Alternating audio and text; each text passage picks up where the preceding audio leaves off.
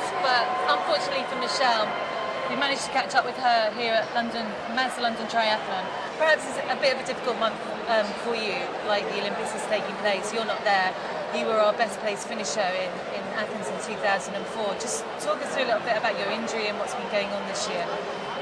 Okay, well basically I have had a lot of pain for a long time in my back, and I've gone through some really tough times, and I had a lot of disc protrusions in the beginning, and it's only just recently I've been diagnosed of having an operation in a couple of weeks, and I'm not sure if it's going to be 1 or 2 levels I've got to have fused.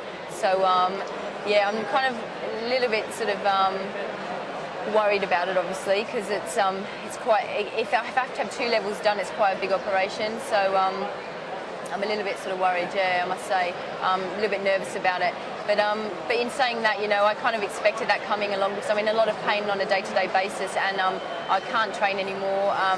I mean, I must say I exercise, and you know, I go for walks and things, but I haven't really trained properly in close to a year now. So it's been really tough. You're the reigning London Triathlon champion.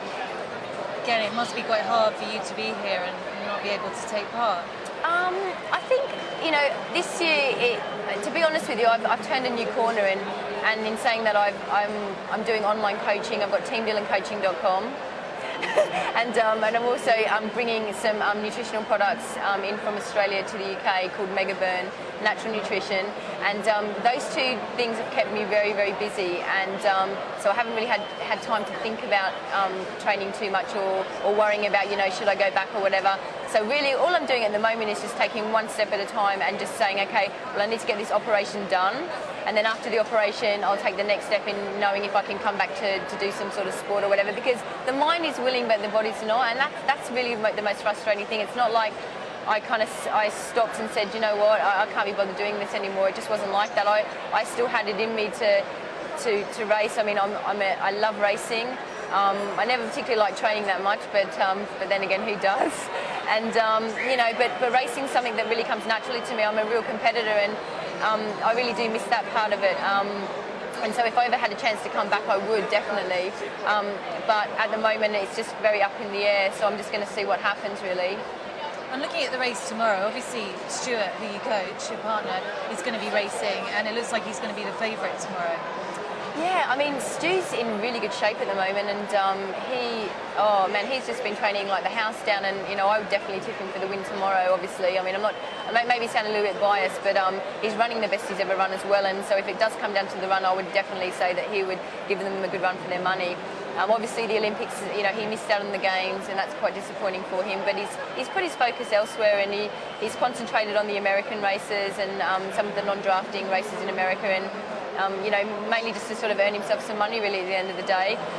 You know, he's getting to that age now where he's thinking to himself, okay, well, I don't need to sort of race, you know, heaps of World Cups for, like, you know, run sort of in 10th place for like $1,000, when I can go and sort of race over in America and get on the podium and earn myself $5,000.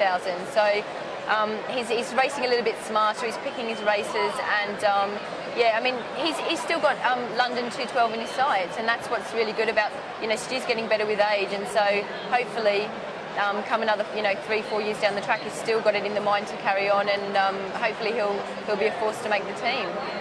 And in the women's race, obviously the field isn't quite as big as the men, but there's still some fairly strong contenders, with Joel Fransman coming over from Germany. Yep. We know Jodie Swallow's kind of, you know, getting back into her old form, and of course Andrea Whitcomb, who's just come off the back of a World Cup win, and she also won Windsor.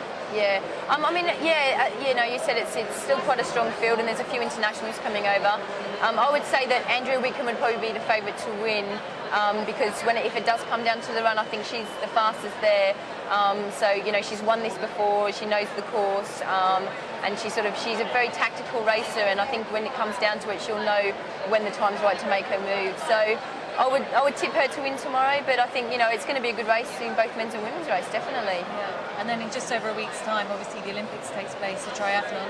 Yeah, it's going to be really exciting, I think, to watch on TV. I think it's going to be like 3 o'clock in the morning or something our time, so I think I'm going to get up with the old, you know, matchsticks in the eyes and just see what happens, because it'd be interesting to see how the Brits go, actually. I mean, I think we've got a really good team, both men and women's. with the Olympics, you just don't know what's going to happen, and really anyone can win. So we'll see. I mean, it'll be interesting to see how Helen goes. She's world champion, obviously, but Holly Aborn has kind of performed beyond, I guess, anyone's expectations this year. Do you see those two as, you know? I think they'll be right up there. I think you know, Helen.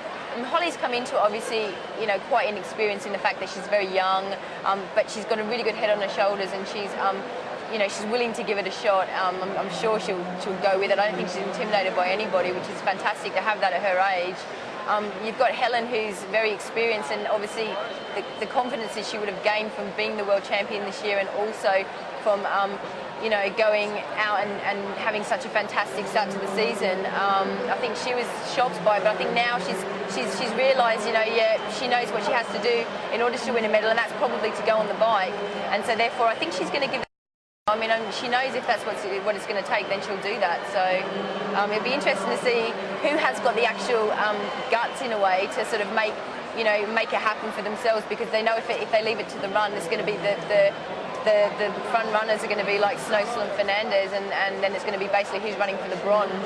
So someone who's going to take a risk could pull it off. And will it be Helen, and will it be Sarah Haskins from America? You know, like they did at the World Champs. Yeah, it'd be interesting. You know, as you mentioned earlier, obviously your kind of latest distraction away from sport, or not, I mean still within sport, is Megaburn, the product you brought over from Australia. We don't really know much about it in the UK yet. Obviously it's very new, and you're the main distributor. So how are things going for you? Yeah, good. It's just begun really, and this is the launch here today at London. And you know, we have a wide range of products here. We have like about 5 nutritional food bars. We cater for gluten intolerances and dairy intolerances, because we have a couple of those bars which are in those range. We also have mega soy protein, so it's made from soy, it's non-genetically modified.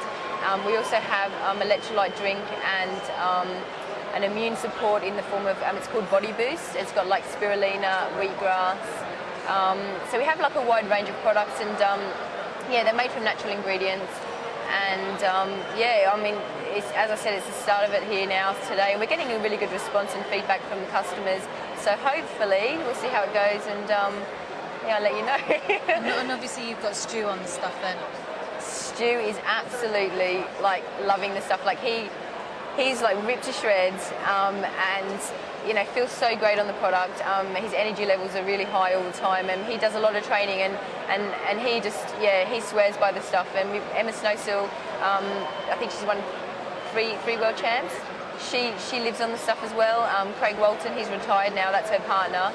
She's been on the product for about, you know, five odd years, and she loves it, and you know, it works for her, and it works for a lot of people actually, but it's just getting it out here and just getting people to try the product really, and then once people are on it for a couple of weeks, they realise how well they actually feel on it. So tomorrow, if Stuart wins, it's down to some great coaching from you. Definitely, and Megaburn. Megaburn. It's a combo. Team Dillon coaching and Megaburn.